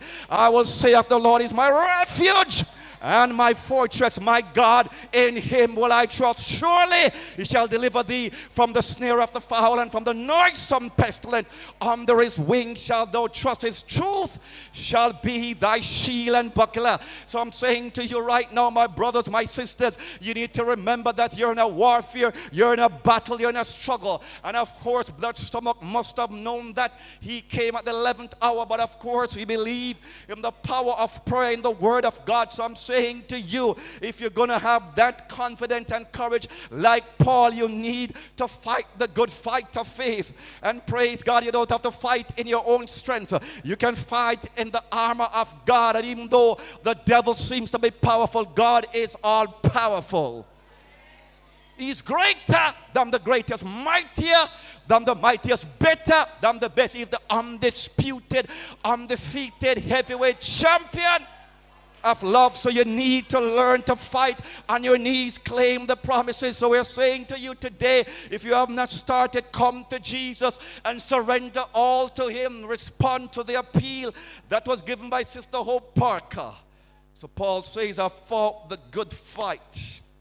The sad thing about it, that many folks are baptized and don't realize that they're in a warfare, they're in a battle, they're in a struggle, my friends and brothers. And let me tell you something, that on the positive side, if you believe that folks are working up you against you, don't worry yourself if you're a child of God, because on the positive side, God is the biggest obia man. Are you with me, friends?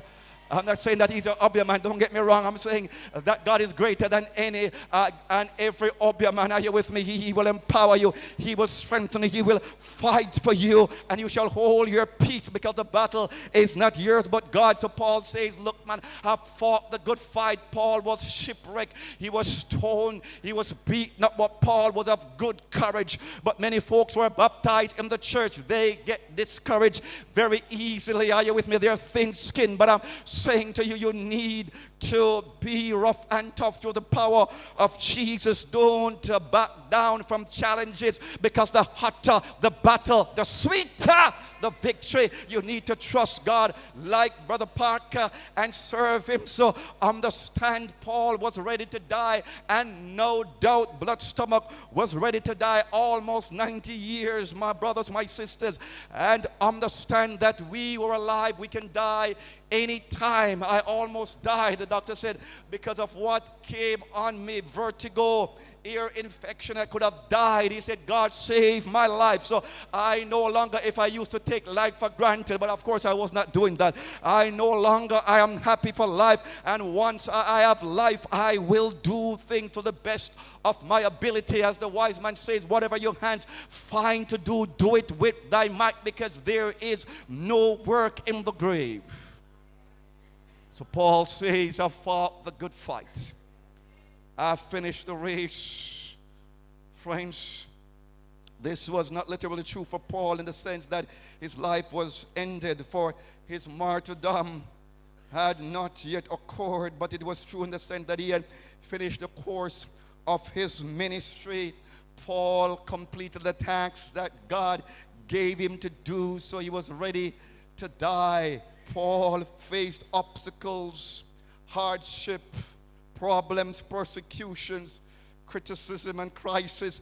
But Paul was of good courage, and Paul finished the race. Understand, the same Paul says in Hebrews 12, verse 1 to 2, Paul says, seeing that we're surrounded by such great clouds of witnesses, let us lay aside every weight and the sin which so easily beset us. Let us run with patience the race that is set before us, looking unto Jesus. Understand that the Christian life is like a race, and it's not a sprint. It's not a 100 meter or 200 meters dash. Are you listening to me?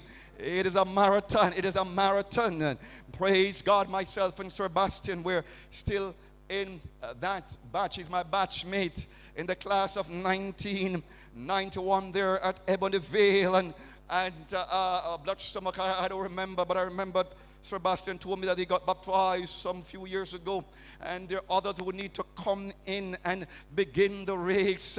And remember now that in this race, my brothers, my sisters, you're not competitors, you're colleagues. Are you with me? And in this race, you need to stay in your lane. Don't watch others. Are you with me? Don't watch others because you don't know what God has called them to do. You need to stay in your lane.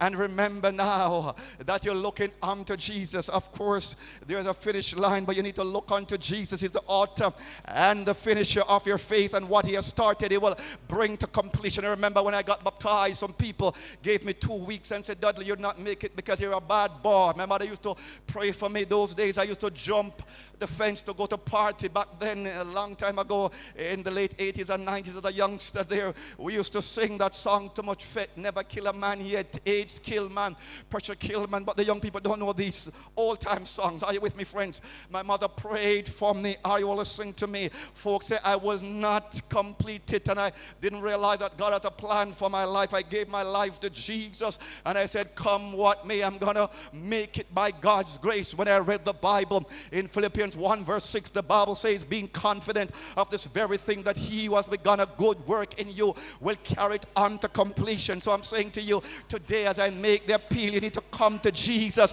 and Jesus will bring to completion what he had started, regardless of the challenges and the crisis, the pains and the problems, regardless of the heartache and the headache, broken lives and broken hearts. Jesus will take you to completion. He has done it for me. He will do it for you. It is no secret what God can do, what he has done for Sebastian and Dudley Oswald Hoxing. He will do for you. He will take you from the bottom and he will bring you to the top. He will empower you to finish this race. So we're saying to you, if you're going to be saved, you need to begin that process and give your life to Jesus. There's one regret I had back then, that I should have given my life to Jesus earlier. When I was 10 years old at Labor Line School, the preacher made the appeal there on St. John's Road, and my father said, a backslide. Him tell young man, him say, you're too young to get baptized. I felt the appeal, and while I went to school at Woolmer's, I drifted out of the church. But praise God, it was never too late for a shower of rain, and I came back to Jesus.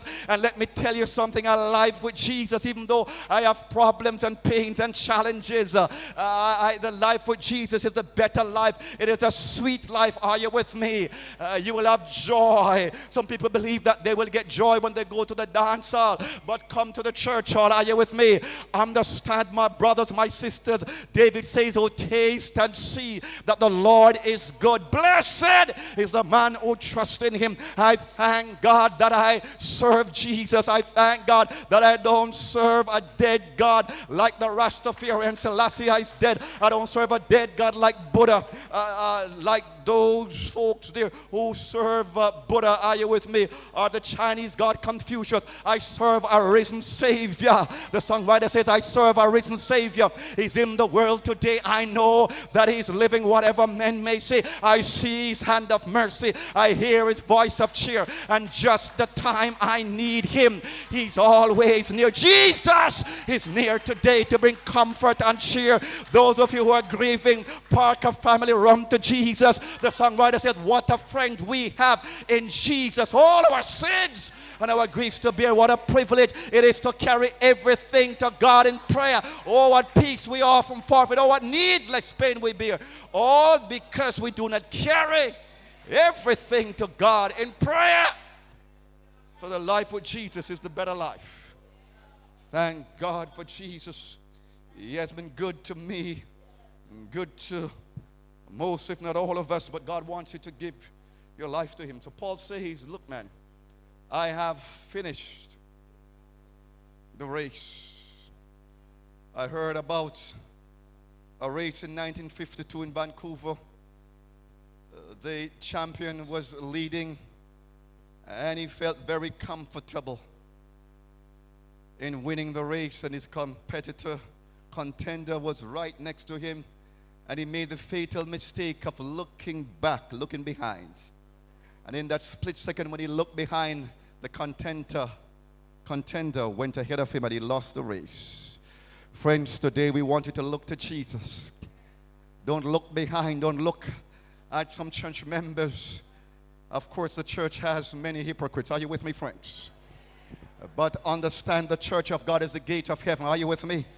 So this is the place, my friends, praise God. Understand, look to Jesus. He's the author and the finisher of your faith. Look to Jesus. If you look at me, you will see knock knees and big eyes and skinny frame. Are you with me? I have not put on much weight since I was a young man. Are you with me? But thank God for Jesus. It's good to be slim and trim, and that you can ride the Redeemer. Are you with me, friends? Look to Jesus. He's the author and the finisher of your faith. Jesus is sweeter than honey and better than money. He's the one that is altogether lovely. He's still the lily of the valley, the rose of Sharon, the bright and morning star, the comforter, the consoler, the provider, the one who will take you from the bottom and bring it to the top, the one that will empower you, because the Bible says, they that wait upon the Lord shall renew their strength. They shall mount up with wings like eagles. They shall run and not be weary. They shall walk and not faint. So Paul says, I've fought the good fight. I've finished the race. I've kept the faith. Friends, now there is in store for me the crown of righteousness, which the Lord, the righteous judge, will award to me on that day, not only to me, Paul says, but also to all who will have longed for his appearing. So Paul said, look, man, I fulfill the requirements, and there will be given unto me the crown of righteousness when the Lord appears. Not only to me, but all those who love his appearing. Do you love the Lord? Raise your hand, my friends. Are you looking forward to the second coming of Jesus? Keep those hands up, friends. Paul says, if you fight the good fight of faith, if you finish the race and you kept the faith, this is speaking about embracing the teachings of the Bible. I thank God for the Seventh-day Adventist Church.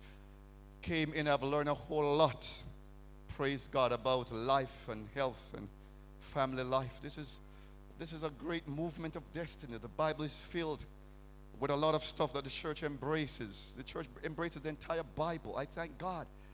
Paul says, look, man, I've embraced the entire Bible. I've kept the faith. And because I've been faithful, God, who is the faithful God, will give me eternal life. Praise God. God wants you all to have this testimony today. He wants the Parkers to have this testimony. He wants not only Hope and Natalie and Sebastian. He wants Donovan. He wants Nerissa. He wants the entire family, Brother Masters, to come and embrace Jesus. Would you like to meet Blood Stomach when Jesus comes? Do you want to have that great reunion, friends? Are you looking forward for that great reunion? Friend, I'm looking forward. In my life, right at this church, I lost my mother. She died before I graduated from school. And if there's one lady I wanted to see me graduating, because she told me that just there in childbirth, I almost killed her. She had breech birth. She was on 33 King Street, Spanish Town at the time. Of course, about 5 decades ago. And she said that I flipped over. Complications. To cut it short here, my feet came before my head. And right there, I almost killed her. And she prayed for me. She said, Lord, save me and save this child. So she always believed that God has a plan for my life. That's why she was always praying for me. And just before I graduated, she died in a university hospital. And I remember I was there visiting her in a white jacket, and they felt I was a medical student. And they said, your son is coming, he's a doctor. She said, no, he's a pastor. And many times I want to run away because I didn't see myself preaching and doing all of that, but God called me. And friends, I'm looking forward to be reunited with my mother, my brother who died too, and grandmother, and all the loved ones, my brothers, my sisters. And of course, you're looking forward to be reunited with Blood Stomach, Brother Isaac. But if you're looking forward, you need to serve the God that he serves. You need to surrender all to Jesus and make your calling and election sure. Because it is a fact, when Jesus comes, you see, Blood Stomach has not ascended to heaven. Are you with me, friends? Growing up, I used to listen to those DJs in my teens. Dear Papa Levi said, up on a Zion, the righteous are clapped, down in a hill, the wicked are rock. But it's not so, friends. It is not so.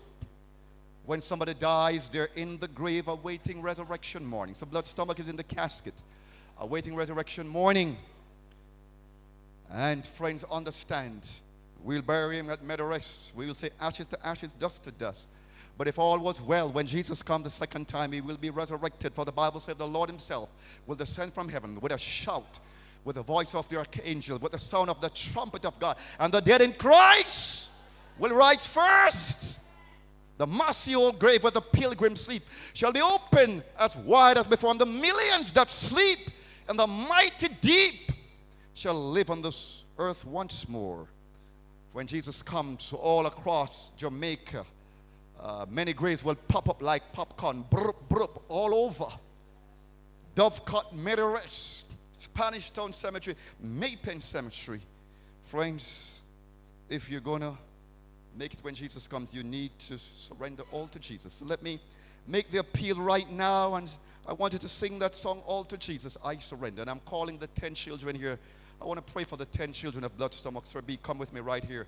Stand beside me. You're my brother. And we want to sing that song. I'm going to ask you to stand. We're going to sing that song. I want to pray for somebody this evening. We want the family members to come, the children, to come, the grandchildren, and others this evening, this afternoon. You want to have the testimony and the brother. Praise God. All to Jesus I surrender. Can we stand and sing that song as we close? All to him.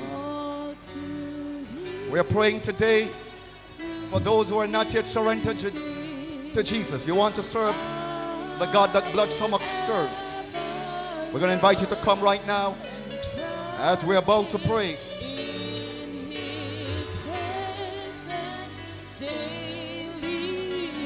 I surrender.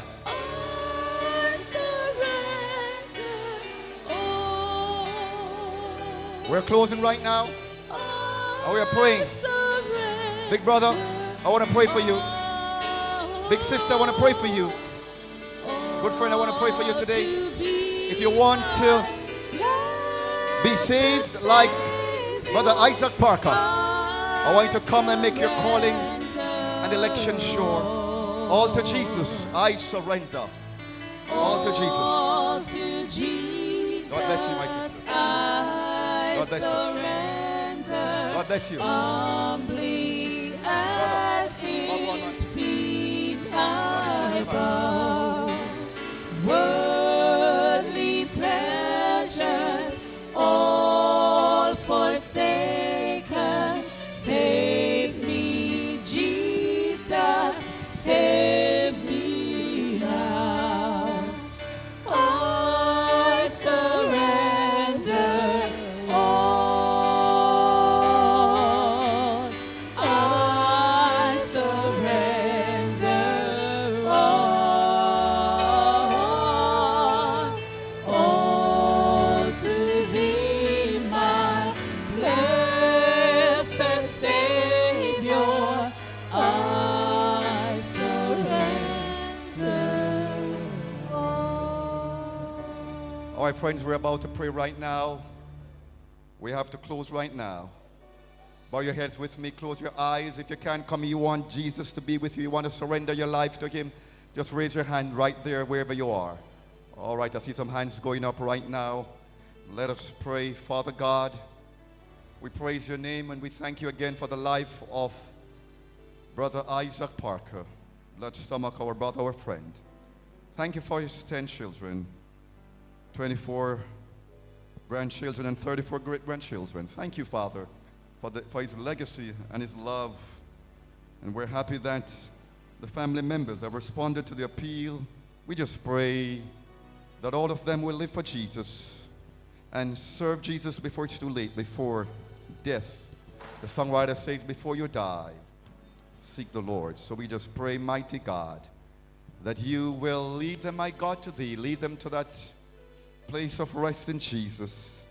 May they surrender all to Jesus and look to him, because he's the author and the finisher of their faith. We pray that they will not look to the left or to the right, but that they'll remember that Jesus is the one that is altogether lovely, that he is the chiefest among 10,000, the lily of the valley, the rose of Sharon, the bright and morning star, the Savior of this world. As Jesus says, for God so loved the world that he gave his only begotten Son, that whosoever believes in him shall not perish, but have everlasting life. So we pray that the family members will surrender and make their calling and election sure, embracing the teachings of the Bible, and get baptized at the appropriate time and be a member of your church. Comfort all of them who are grieving, Father. Give them peace and contentment. May they remember that they have a friend in Jesus. And we pray that today that they'll experience you. Comfort them with the comfort that you have comforted others with. And we pray that they'll find solace in Jesus. Have your own sweet way, Father. Bless all the grieving family members and keep them.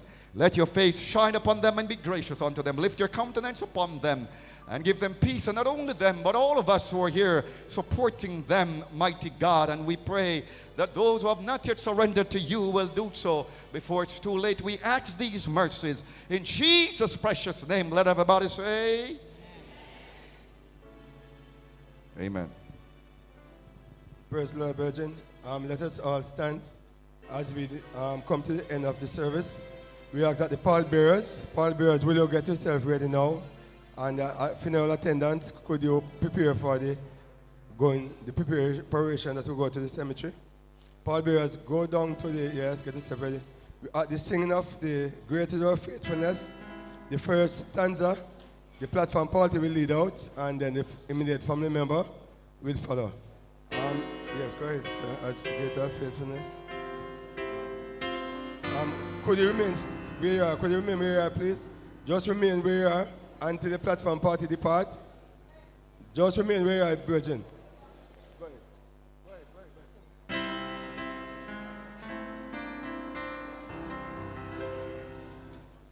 Great is thy faithfulness, O God, my Father.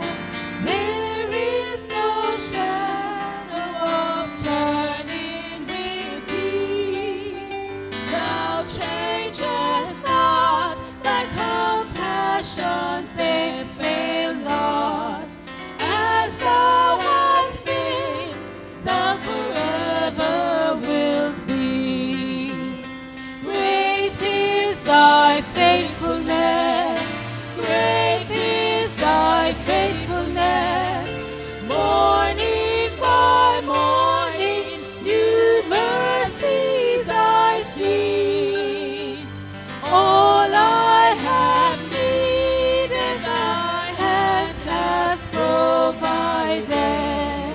Great is thy faithfulness, Lord, unto me. Summer and winter